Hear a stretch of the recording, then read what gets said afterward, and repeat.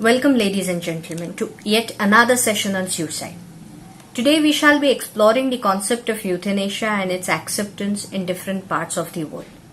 In today's session, we shall start with the definition, and thereafter we shall explore the various kinds of euthanasia. I shall then endeavor to explain the evolution and acceptance of euthanasia in our Indian society. And lastly, we shall discuss the worldwide implication of euthanasia. The concept of euthanasia, that is mercy killing or assisted killing, has haunted the conscience of men for a long time. In my previous session, I had explained that the early thoughts and the early laws were more religious centric. The do's and the don'ts of the religion always ran parallel with law. The act of committing suicide was as if a person was committing an unpardonable sin. Thus, most of the religions also looked at mercy killing as an act against the wishes of God. However, Hinduism has a known practice named as Prayopaveshanam, and Jainism inculcated the practice of Santhara within its fold. Both these concepts essentially mean fasting till death. Swatantraveer Savarkar had voluntarily abandoned food, water and medication. Just before his demise, he had written an article titling it as Atmatya Nahi Atma Arpan, in which he argued that when one's life's mission is over and one is unable to serve the society, it is better to end life than merely waiting for the death to come. Yet, we still conduct a moral, ethical, legal debate over the issue of euthanasia. This is because euthanasia, like a diamond, is multifaceted. The above example was merely one of its facets. To answer this, we will first take a brief view on the origin and then the kinds of euthanasia. So let us explore the concept of euthanasia. The word euthanasia has been derived from Greek word eu and thanatos, which essentially mean good death. Euthanasia is one such topic which creates social, moral, ethical, legal and theological ripples across the society. Right from our childhood, we are taught that each person has a right to live. No one can take this away without being punished for the same. However, there has always been a lingering question at the back of our mind whether one can decide when to stop living. Does right to life and liberty, as guaranteed by the Constitution of India, also encompasses within the fold the right to die at will? The sphere of euthanasia is much wider than suicide and abetment of suicide. In a very crude sense, euthanasia can be said to cover both. However, there are very finer distinctions between them. No doubt, some kinds of euthanasia can be said to come within the purview of abetment of suicide. One such example became a landmark judgment in the legal fraternity in 1996. One Srimati Jian Kaur and her husband Harbans Singh were charged with the abetment of suicide of their daughter-in-law Kulwant Kaur. Accordingly, they were both held guilty for abetment of suicide and were sentenced to 6 years of rigorous imprisonment. The High Court also confirmed their sentence. Jian Kaur and her husband then approached the Supreme Court with a plea that right to life also carries right to die, and assisting someone to die is like helping the person to enforce his or her right. They had challenged the validity of Section 306 of the Indian Penal Code, which punishes a person for abetment of suicide. When such questions regarding the validity of the acts are challenged before the Supreme Court, then the hearing is always taken before several judges. In this case, the case was heard by 5 judges of the Supreme Court, which in our legal system we call as constitutional bench. The Supreme Court held that right to life or right to live does not include right to die or right to be killed. The Supreme Court held that right to life is to lead a dignified life till his or her death, and would include a person's right to die with dignity. But this should not be misunderstood with the right to die by an unnatural process. Right to life is a natural phenomenon, whereas right to die would encompass bringing an unnatural stoppage. In order to understand the concept, let us first take a look at the kinds of euthanasia. First is voluntary euthanasia, where a person makes a conscious decision to die and asks for the help to do this. Now, this help or the intervention can be of two kinds. Active, when one person deliberately intervenes to end the life of another, and passive would be when a person withdraws the medication and the treatment which is necessary to maintain life. The second is non-voluntary euthanasia, where a person is unable to give their consent and another person takes the decision on their behalf.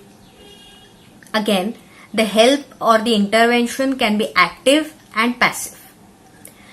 Third is involuntary euthanasia, where a person is killed against their expressed wishes. Again, the intervention can be active as well as passive. In order to understand better, let us see if we can explain this by giving a suitable example. A person has to undergo a complicated surgery, and he or she is told by the doctor that there are chances of severe complications. Here, the person before undergoing the surgery expresses his wishes either orally or in writing that in the event of his being rendered in a vegetative state, he would prefer to die a quick and painless death than being dragged on a life support. This is voluntary euthanasia. Now, the doctor may act in two ways. The doctor may induce a medication which may put the patient into a deep sleep, and the patient would eventually die in his sleep. This is active euthanasia. Or the doctor may simply withdraw the medications which are necessary to survive. This can be said to be passive euthanasia. Now, let us come to our second example. A person is brought from an accident site and is in a serious condition. The doctors express their concern that it may be a touch and go situation. Post surgery, the person has gone into a coma and the doctors opine that he may never recover from the same. Now, in this situation, the person had no opportunity to express his wish, unlike the person in our first example, because the catastrophe was sudden and could not have been anticipated. Here, his family members, that is his wife, children or parents, may take a decision to end his life rather than to drag the person on a life support system. Now, this can be said to be non-voluntary euthanasia. Again, the doctor can act in two ways, by administering medication or by withdrawing the life support system. In the third example, a person who is undergoing a complicated surgery expresses that no stone should be left unturned to keep him alive. Post-surgery, the patient is rendered comatose. Here, some person takes a decision not to continue the life support system. This is involuntary euthanasia. Again, the act of the doctor can be active or passive. The case of Jian Kaur had merely touched the tip of the iceberg, but the debate of euthanasia again came to the forefront with the case of Aruna Shanbag. This case received its due publicity for the fact that again a question on the need for a legislation making euthanasia legal arose. Aruna Shanbag was a nurse working in KEM hospital and she was brutally sodomized by her co-worker in the basement of the hospital. This brutality caused severe damage to her brain and she was declared brain dead. Aruna remained in vegetative state for nearly 42 years. A journalist, Pinky Virani, had appealed to the Supreme Court for euthanasia for Aruna. The Honorable Supreme Court though rejected her plea but held that passive euthanasia was permissible. This was again one of the landmark judgments delivered by the Supreme Court. The Supreme Court in that case held that right to life and liberty as enshrined in Article 21 of the Constitution would be meaningless if a person is made to live without dignity. This right has to be recognized to be something more than mere animal existence. Any person who has come of age and is of sound mind can refuse medical treatment, surgeries or drugs which may only lead to prolongation of physical suffering. This right cannot be said to be suicide. This is so because a patient who is refusing medical treatment is merely allowing the disease to take its natural course. Whereas in suicide, a person does a positive act with the intention to cause one's own death. Thus, passive euthanasia, which involves withdrawing or withholding medical treatment of a patient who is terminally ill or is in a permanent vegetative state, will not attract penal statutes. Whereas, active euthanasia as well as non-voluntary euthanasia may amount to murder. The court emphasized that there is a need for legislation on this aspect. Till then, the courts allowed certain procedures to be followed by persons who wish to make a living will, where they can decide that in the event they are required to take external medical support, they can opt not to do so. The courts also considered that there may be cases where there is no living will. In such cases, the doctors can inform the medical board and also inform the relatives of the patient, and after evaluation of the medical board, a decision can be taken only when the family consents for the same. The courts have also kept an avenue of approaching the high courts open in order to obtain the directions for passive euthanasia. As mentioned in the beginning of the session, the concept is multifaceted. The one facet which we evaluated at the beginning of the session, though not preached yet is allowed, is only because it is a conscious decision of a person and he alone undertakes the journey. Whereas the other facet is where a person requires the help of another, which does not find any reference in any theological book. The reason for the evolvement of the concept of mercy killing or assisted suicide can be attributed to the advancement of science, which enables a person to prolong the death by various means. To blindly allow assisted suicide would be to give a license to kill. We cannot close our eyes to the fact that there are people who may take undue advantage and hide their misdeeds under the garb of euthanasia. Just what Gian Kaur did or wished to do. In India, we have cases of domestic abuse and dowry death. A blind acceptance of euthanasia would render all these laws invalid. Thus, in order to stabilize the society and keep the ill-willed people at bay from taking undue advantage of the situation, Supreme Court had cautioned that the Parliament should take it under their sleeve and should frame a proper legislation. Now in India, we still do not have a legislation legalizing or permitting some type of euthanasia. Yet, in some cases, only by the intervention of the courts and only passive euthanasia where medical treatment may be withheld, that too only for terminally ill patients or patients who have been in permanent vegetative state, has been allowed. Now let us explore the acceptance of euthanasia in the remaining parts of the world.